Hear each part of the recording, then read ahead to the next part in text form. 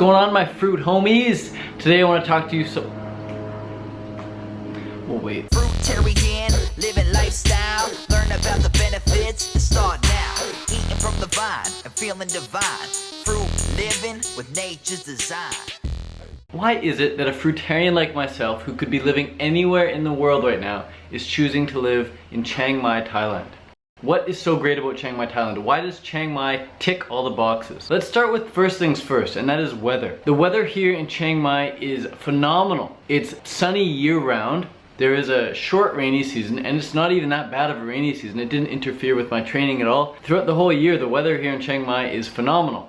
Now, pause that for a second, because there is 2 to 3 months of very, very bad pollution here, because a lot of people like to eat rice.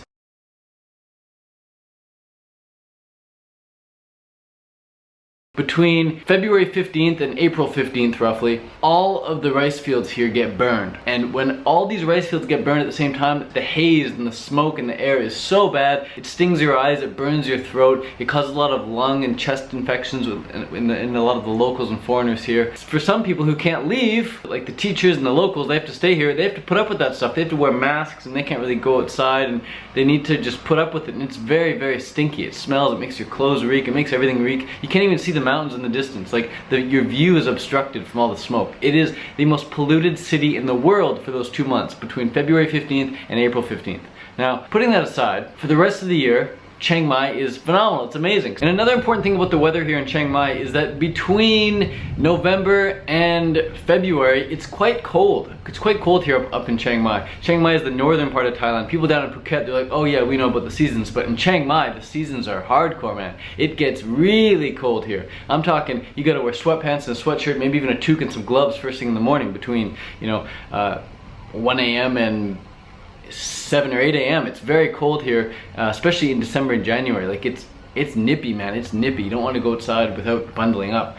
So that's the great thing about being here in Chiang Mai, is that it does have a cold season, and it's very refreshing. You know, you've been nice and warm all year long, and then this nice nippy season comes along, kind of reminds you of living back in the UK or Canada, wherever you come from. Yeah, I love that part of Chiang Mai, and right now it's November, so we're just entering that cold season, and I love it, man. First things first in the morning, it's quite cold, but then for the rest of the day, it's that perfect temperature. You can spend all day outside. It's not like dreadfully hot and hot and humid like some places in Thailand. Chiang Mai is a lot drier. Chiang Mai doesn't have that, oh my god, I gotta get out of the sun feeling. It's like you can stay in the sun all day long, no problem. The second point, the reason I love Chiang Mai the best, the reason Chiang Mai is the best spot for fruitarians, digital nomads, I believe, is the price. The price is so right. Everything here is very, very cheap. The accommodation is cheap. The massages are cheap, and the food is cheap. The fruit is very, very cheap. Because it's so cheap, you have the luxury of starting out as a social media enthusiast. You have the luxury of maybe starting up your startup business. You know, you don't want to waste money on accommodation and paying high costs for food, so you just come to Chiang Mai and get it for cheap. The accommodations are cheap, the human services are cheap, and the food is cheap. So by accommodations, I mean you can get cheap hotels, you can get cheap motels, you can get cheap apartments, you can get cheap houses. And I'm talking cheap, like you can rent like a full-on house for like 10 to 20,000 baht. 10 to 20,000 baht a month. That's 300 to 600 bucks a month. My friend is renting a house here for 300 bucks a month. And for apartments, you can get apartments as low as 60 bucks a month. You can get apartments ranging from 60 bucks a month all the way up to 600 bucks a month on average.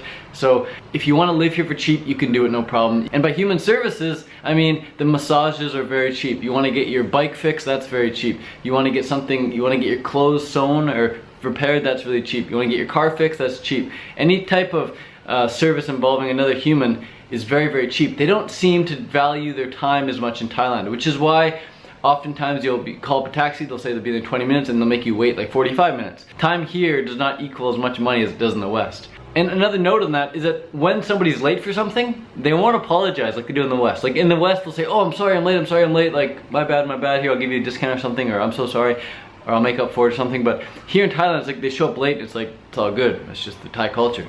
But they because they don't value their time, you see it in everything. It's like they'll spend like an hour massaging you for like $2.50. You know, they'll spend 20 minutes fixing your bike and they'll charge you 50 cents. Stuff is just so cheap when it comes to people's time. And the other thing that's very cheap is food. Fruit is so cheap. Obviously rice is dirt cheap, but I don't suggest eating so much rice, man, because you're contributing to that burning season, but that's another video. Fruit is super, super cheap. As a fruitarian, if you want to live on just bananas, you can live on just bananas for less than $2 a day. Alright, so if you want to do Banana Island, you can do it for $2 a day here. So I'm talking $2 a day for food and $60 a month for your accommodation. That's like combined, it's $90 a month for your food and accommodation. That is cheap, man. That is cheap. Where else in the world are you gonna get something that cheap? And the bananas are good here too. The bananas taste phenomenal. But most people don't want to live on just bananas. They want to live on some mangoes and dragon fruit and cucumbers and coconuts and stuff like I do. So I typically spend about $15 to $20 a day on food, but I'm eating about 4,000 calories a day. So if you're eating 2,000 calories a day, then you're gonna be spending half of that amount. So you do the math. And then the third benefit, is the best benefit of all this is why I'm still here, this is why I encourage everyone else to come, is that the fruit quality is so good, man. I'm salivating just thinking about it. The fruit quality is through the roof. It's super consistent too. It's not only high quality and consistent, but it's abundant. It's everywhere. You know, you just ride your bike down the highway and you can stop at a bunch of stalls. It's just this fruit everywhere here. So the fruit is cheap, the fruit is delicious, and the fruit is abundant. If you're looking to eat a fruitarian diet, Chiang Mai is definitely the place to come if you're low on a budget and you want some great weather and great friends. That's the fourth benefit I haven't even talked about yet. There's just people here all the time. Vegans, I'm talking vegans, raw vegans as well.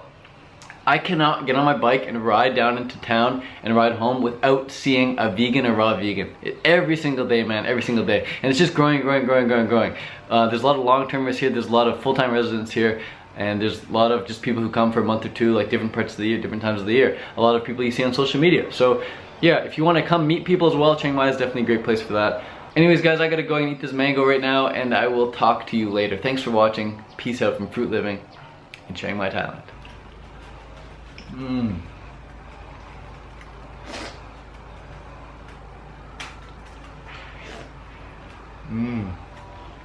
Seriously?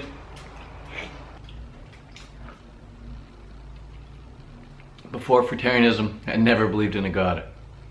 And now, it's the most obvious thing in the world. Thank you, thank you, thank you, thank you, thank you. My God, so good! Cheers. Peace. Love this place.